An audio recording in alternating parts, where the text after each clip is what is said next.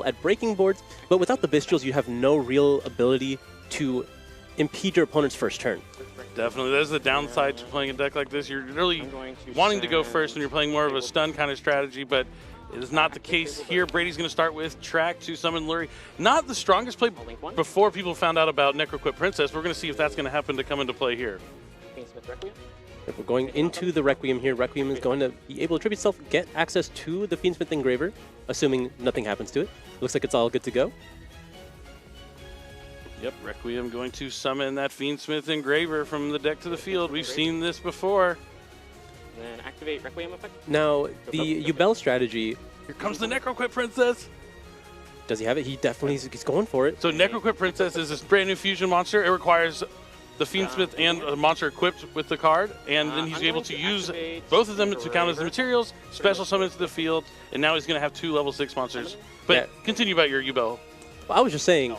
This is a deck you don't really want to try to stop their turn because they have so much ability to play through things, right? So when you have the Runick cards that are so strong at playing into a field, do you think the matchup gets better for you? I think so. I think it will probably get a little bit better because it's just one of those strong decks that can do so well against the majority of the field. And attempt to activate the effect. I think the flexibility is going to be really important here, but it also comes down to which Runick spells you do have access to, because unfortunately with something along the lines of Phantom of Yubel or Varudis, they're going to be able to stop you from the critical tip resolving. Very true, very true. Valor? Looks like Valor coming down here for Fiendsmith sequence. That is fine. Will this stop him? This is the key part to affect Valor when they go for the NAWCQ Princess line. Yep, we're cutting off the Beatrice here, and it looks like that might be enough. Oh, let's just go one Effect interruption. Valor. I heard the Effect Valor wasn't enough because of the NAWCQ Princess. That's what everyone's been telling me. But it looks like if you just time your negates at an opportune time. I mean, he didn't start with Snake Eye Ash or Diabell Star. Really, he had no Yubel cards. He had no Yubel cards. Yeah, it's tough to win Yubel when you don't have that Nightmare Throne. I don't know what you were trying to do there. Throne. You never heard that song? It's a good one. You should check it out. But now the play is back to Chi, and he is going to... Ooh, we see that awesome skill drain in his hand. That's one of the cards I was talking about. That's kind of a cool tech card. With the White Forest cards, you can send spell and trap cards to the graveyard, so you can use skill drain to shut your opponent down and then send it off when you're done with it. Sure. I can't believe you said awesome skill drain. I love it. It's one of my favorite cards. Beast King Barbaros, baby! I was a fan of that back then. It's different times now. So he's going to use the Runick spell to summon Hugin. Yep, so that's Flashing Fire being used here. Cutting that off for the rest of the turn, but Hugin's going to be able to activate if he so chooses.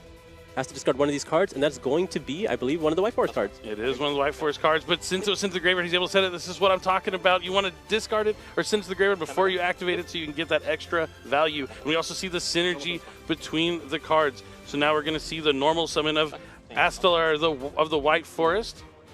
This can send a spell or trap to the graveyard to special summon a White Forest card. That's going to be met by Effect Valor. So both Effect Valor and Infinite Impermanence, but because he now controls the Illusion or Spellcaster, he is able to activate the tails and add another White Forest. Imagine he might be looking to go for Rucia. Rucia can special summon from the hand if he controls a White Forest. Yeah, really showing the ability to extend through multiple points of interaction here. The Valors and the Imperms are not really that functional. I mean, they did cut off a couple really strong effects, but you're still able to extend through.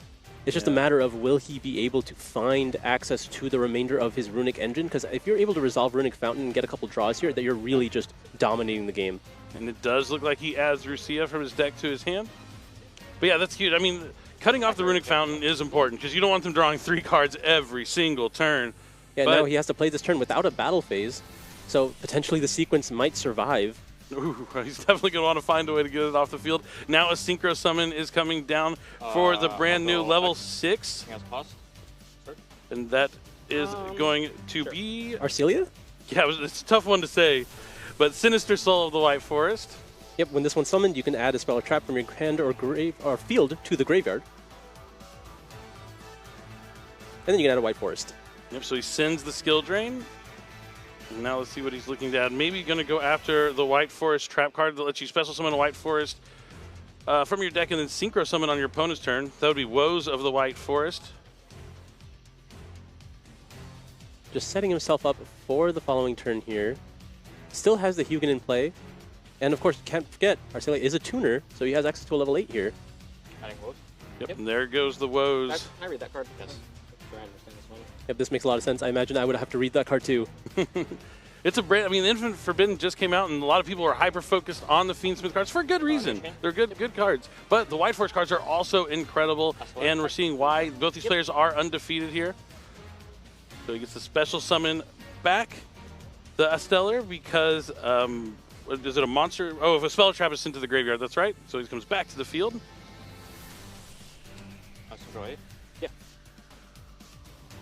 See which level 8 synchro he's going to go for. He could go for... Diabell, I'll target. Okay, yeah, we're going to go for Diabell. Diabell's pretty awesome. So if you had to discard something like Infinite Impermanence or your Skill Drain at some point in the turn, you can just add it right back from your graveyard to your hand.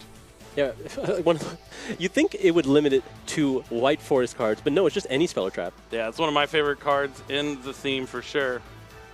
It's like when you read that effect, I can add any spell or trap from my graveyard. Like, you know, you should probably consider looking at these cards. The only limiting factor is that you also already have to have it in the graveyard, so it's something you already had access to. So not as impactful as something along the lines of Beatrice, which just sends it directly from the deck to the grave. But I suppose if you have them in combination, you could really add anything. Yep, kind of like a Nightmare Griffin kind of thing. So now he's going to use Rusia's Graveyard effect to shuffle back the Synchro monster and special summon it to the field. You see Rusia really strong here, is able to special summon from the hand and the graveyard in the same turn, so he can continue Synchro climbing. Now he's going for the other White Forest Synchro, and that's going to be Silvera, Wolf Tamer of the White Forest. This card's really cool. It can turn all your opponent's monsters face down on summon, not once per turn, but it boosts up your Synchros, and they can inflict double piercing damage. I mean, that's quite the effect. Oh, that's the card, Iris Sword Soul. The Iris Sword Soul is a really cool card, and you can special summon it anytime a monster on the field that effect was negated, and he was able to summon that, use it as link material for SP Little Knight, because he had to clear that Requiem, or sorry, the sequence. You know, I didn't expect it to be SP Little Knight that took care of it, but I suppose it's a pretty strong one. You can see Chi knows this deck in and out. He played quickly and very well. Clean up the board. I mean, that's the thing about like the Runick Synchro players. They seem to always really know their decks really well and how to counter a lot of the strategies. I think it's one of those decks that require a lot of practice, so it makes a lot of sense if you're choosing to play the strategy at an event like the NAWCQ, you have to put in the time. Oh, definitely. I mean, that's why I tell you, you can only Therio so far, and sometimes you get lost and stuck in that theory, like, oh, this deck's so good, I can't beat it. But when you sit down and play and figure out why you can't beat it, you can adjust your deck and find ways to have some openings. But he starts off his turn by shuffling back the Fabled Lorry to special summon Fiendsmith Engraver from the graveyard to the field. Now, his opponent still doesn't know if he's using Yubel or not. It really could be anything. I think this is something that it didn't touch on yet, but SP Little Knight banishing the sequence really cuts it out of the rotation, right? You're not going to be able to access that sequence again. Very true. Definitely something you want to consider when you're playing against the deck. Trying to get those key cards out of the graveyard. I mean, that's why we see cards like DD Crow and the Bestials being so popular this weekend. But he's going to use SP Little Knight to banish Engraver in response to the Fiendsmith Tract activating. But he has another Engraver in hand, so he's going to fuse 2 from hand with Tract. That is a lot of Engravers. I mean, he doesn't have the Yubel card, so let's have something. And here comes Fiendsmith's Lacrima. This can either add back or special summon a level 6 from the graveyard. Well, Fiendsmith Engraver specifically in this situation.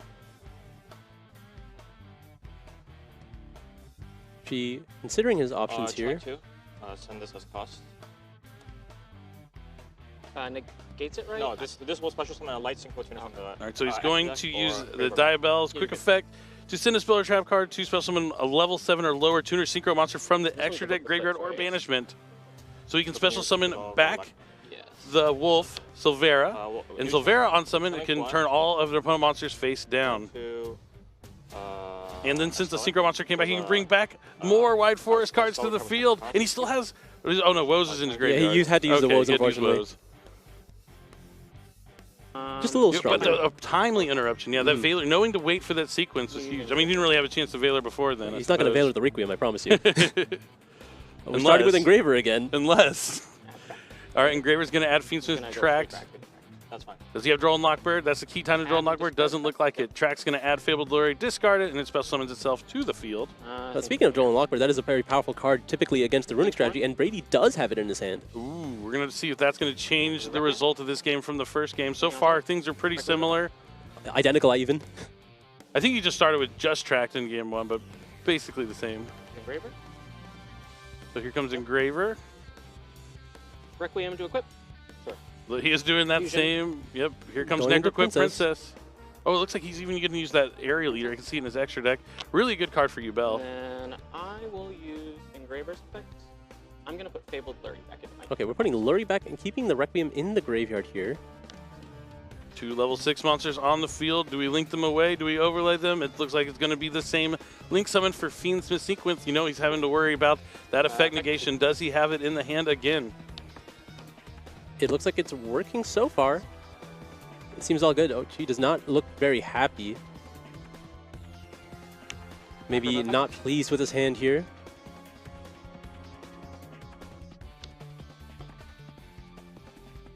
Brady is a veteran duelist, so he knows what he's doing. He knows how to shake off a game 1 loss and move on and play to the next game. Ooh, going into Appaloosa against the Runick strategy, forcing him to have something along the lines of freezing curses to deal with it. Or I guess flashing fire is actually, I mean, it's actually very easy for Runick to deal with an Appaloosa. It's awkward to invest so many resources into it, but if they don't have the correct answers to it, it is very difficult to get all your powerful monster effects through. Yeah, I think Appaloosa really strong against the White Forest cards, not as strong against the Runick cards. So, I mean, that's kind of the advantage of playing 2 of the hybrid strategies against each other, so you can play through the things that normally stop your strategy. But we see Spirit of Yubel being summoned from the Samsara D Lotus, and then he's able to add Nightmare Pain. Nightmare Pain's going to destroy Spirit of Yubel. Going to grab the Gruesome Grave Squirmer. Yubel's going to trigger. Summon out another Yubel from the deck. You can summon the Grave Squirmer because you control a Fiend. And then destroy that Yubel. Yubel's going to trigger again to summon Terror Incarnate. No Nightmare Throne, though. Who needs it? Yeah, who needs it? He'd like it, but... Terror Incarnate comes down. Don't want to leave that up on your field during the end phase. I don't think it will. I guess he could negate it with Appaloosa. But here comes Phantom of Yubel, shuffling back the materials from the graveyard. Phantom Yubel can negate a monster... Well, sorry, change a monster effect to destroy Yubel from the deck by tributing Phantom Yubel off the field. Any effect, right? Monster effect, I think. Pretty sure. Unless I'm crazy. I'll pull it up, though, on Yu-Gi-Oh! Neuron, which is an amazing app. If you don't have Yu-Gi-Oh! Neuron, you're messing up. You're able to look up any card and read the effect. Let's see. Phantom Yubel. When your opponent activates a monster effect. Okay, I'm thinking of what... It would be really good if it was anything, yeah. No, I'm thinking about playing around double impermanence by having 2, but so it's just so that you can't... Yes. Yes, it's basically the same thing. But we see Yama come down, adding Shavara, the link summon for Unchained Soul of Rage. I will activate Shavara's effects, targeting my Rage.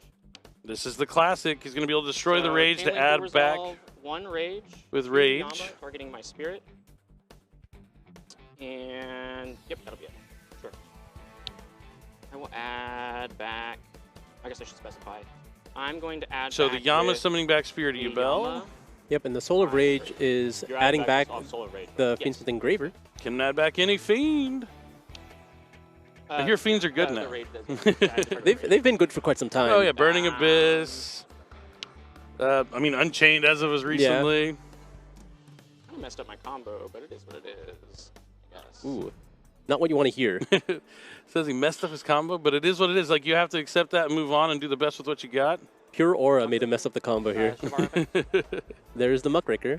The Shavara is going to be able to trigger here since it was sent to the graveyard to set the Abominable Chamber of the Unchained.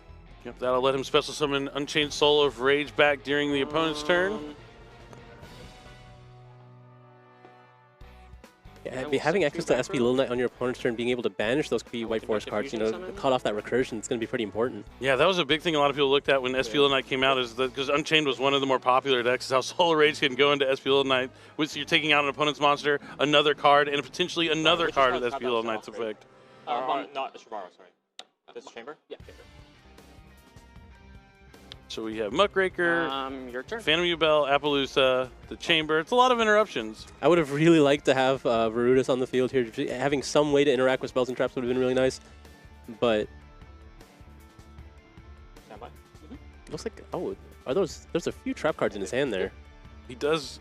We did, when he was looking through his deck in Game 1, see evenly matched in the main deck. It could be something he has here where that Varudis would have really come in handy if he does have it. Can't quite tell. And there's inner battle phase, into battle phase. Some of the scariest words you can hear in Yu-Gi-Oh! So evenly matched is going to force his opponent to banish cards down to 1 since Chi only controls 1 card. Well, which one do you even keep here? It has to be Appaloosa, right? So unfortunate. You have to give up a lot. It's either Appaloosa or the Chamber. No, it looks like we're... Oh, I mean, yeah, I don't think you keep the Phantom Yubel in that situation. Nope, yep, we're keeping the Appaloosa. I might have kept the Chamber. Maybe it's two? Yeah, I think Chamber was quite valuable here because it's the hardest one for your opponent to deal with. Yeah. How was that? Just for cost? All right. Oh, ditching the Black Goat Laughs. That's value. Get Black Goat Laughs. It has that effect in the graveyard. You can banish, call a card name, and make sure that monster cannot activate their effect, or any card, I believe. But are we not attempting to stop this effect with the You Appaloosa? got it, Engraver, right? Off of Rage? Yeah. Confirming Engraver is one of those 2 cards in hand. I think he has Flashing Fire in his hand anyway. if it Yeah, does. But yeah, you still want to stop it if you Yeah. can. I mean, Appaloosa made with that many material, you want to stop. You want to get as much value of that as you can. Brady hanging on with Appaloosa and a prayer right now, thanks to evenly matched.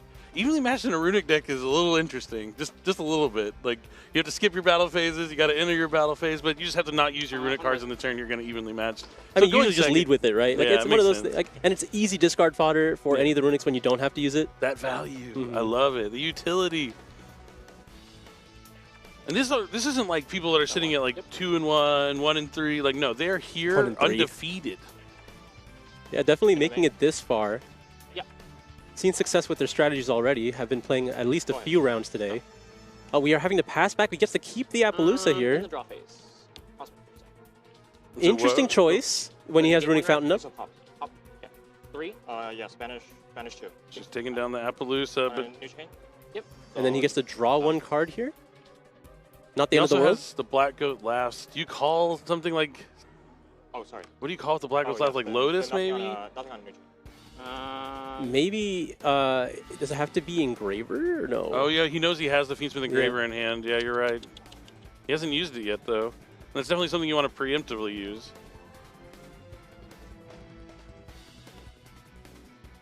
Well, I guess pass turn. Oh, well, Nothing. okay. Nothing. That evenly match was devastating to No, Brady. You're good. Plays There's that Droll and Lockbird in there, back I to think. Chi. We get another normal summon here. Pitching the other copy of Evenly Match, as we mentioned earlier. No need for the extras, but they're easy discard fodder. Yep. And it looks like he is summoning, trying to look closely. I think that is Sylvie. Yep, looks like Sylvie onto the field. Yep. Sylvie also can spell summon itself back from the graveyard as well. Now we're going to Synchro 6. Arcella? Yep. Arcella effect, pitching as cost, the woes. Yep. Stella is going to discard to add. Discards Woes, which will be able to reset itself. Yep, whenever it's sent to the graveyard to activate a monster effect, it is able to reset itself. Brady is having some woes right now himself. Does he still have that Droll and Lockbird in hand, or did he use it at any point? I haven't seen it. At this point, I don't know if it really matters. Looks like he's considering his options. There's 2 level 4 tuners. He has one of them in his graveyard. He could go for the other one right now, Lucia. Oh, it looks like we're adding the tails here. Oh, no, yeah, he's adding the Speller Trap. It makes a lot of sense. Tails also can search for Lucia if he wants. This to reset, this one. Yep. Able to summon back. So much value. The cards are really good. The Alsteller is back to the field. Tails is going to let him add. Just getting the full suite of White Forest monsters here. Yeah, this is probably where you get Lucia, because you can spell summon Lucia from the hand. Looks like that's exactly what's happening here. Going to be synchroing. They are all Synchro tuners, so you can Synchro into the level 8 Synchro. Hey, you'd be surprised. It's not the level 2 monster that are the tuners. It's all the bigger ones. Yep, and Diabell lets him add back a Speller Trap, so he's going to add back the copy of Tails. Back to Rukea to summon. Yep. At least they allowed those cards to be once per turn. Pitch to draw one. So he's going to be able to send to draw a card. You see, you can tell he knows this deck so well. And since it was sent to the graveyard, he can reset it. Now it's a level 4 tuner and a level 2. Probably going to make the wolf. Triage back to draw. Ooh, Yep. Triage Silver. Master. Oh, it's Triage Master. Okay. That'll give him a draw all since that he used scale 2 and monsters. that's He used a 2 and a 4, so he gets a draw. It has a different effect depending on what level the monsters were that you used the Synchro for it. Yeah, 2 and the 4 is the typical combination you've seen in the Runick Synchro strategy. We'll go tip to add. The Triage Master looks so much like the wolf because they're both like yellow, kind of. But we do find a Runick tip here, finally, within all those draws. Now we're going to be able to get the additional value from the Runick Fountain. What I really like is he's just showing you how good the White Forest cards even are independent of the Runick cards. I mean, any part of the engine that like can get you just a couple more draws, you only need to find one Runick card to get the whole engine going. We'll That's why they work so well together. He's going to lose a card off the top of his deck. It looks like a bestial Baldrake. Yeah, sorry. We're going to be adding another copy of Flashing Fire. Opting to not draw yet, or no, I think we did put back Bun, right? Effect of He's going to be able to put back targeting. Yep. Special summon? Yep. Both the level 4 monsters have the effect while they're in the graveyard to put back one of the synchros to special summon themselves, and I believe those are both quick effects. Pretty cool cards. Where does he go next from here? He's not going to... He already used his battle... Oh, no, that was the last one. He's used a Runick spell by now. Yeah, he can't act into the battle phase this turn. Pretty much no matter what, he's not going to have a battle phase. It's just about controlling the game, which is kind of cool because the cards also boost each other up when you get all the synchros together. You can like put all your opponent's monsters face down. You get double piercing damage, and they gain like attack the more you have on the field. So it's really cool. Yeah, a lot of recursion. Oh, that's a powerful one. Cheng Yang! I love this card. The monster's a beast right now. There's a lot of cards banished, so all those stats are being boosted here. The Runick synergy. You get 100. Your monsters gain 100 attack, or he gains 100 attack for every banished card, and your opponent's monsters lose 100 attack. He doesn't have anything. Another double copies of Engraver. And why?